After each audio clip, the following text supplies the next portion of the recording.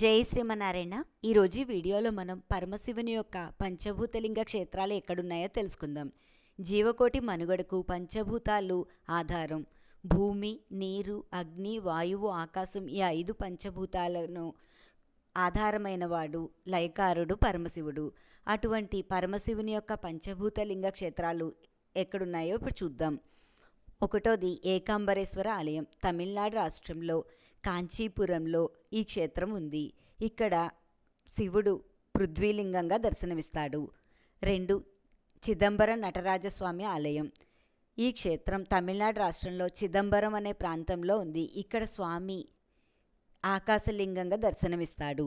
3 జంబుకేశ్వర లింగం. తమిళనాడు రాష్ట్రంలో తిరుచికి సమీపంలో జంబుకేశ్వర స్వామి ఆలయం ఉంది. ఇక్కడ స్వామి జలలింగంగా దర్శనమిస్తాడు. 4 శ్రీకాళహస్తి. ఆంధ్రప్రదేశ్ రాష్ట్రంలో చిత్తూరు జిల్లాలో ఈ క్షేత్రం ఉంది. ఇక్కడ వాయులింగం. 5వది అరుణాచలం. తమిళనాడు రాష్ట్రంలో తిరువణ్ణామలైలో ఈ క్షేత్రం ఉంది. ఇక్కడ స్వామి అగ్నిలింగంగా దర్శనమిస్తాడు. కార్తీక మాసంలో ఈ క్షేత్రాలను దర్శించిన వారికి విశేష ఫలితాలు కలుగుతాయని పురాణాల ద్వారా తెలుస్తోంది.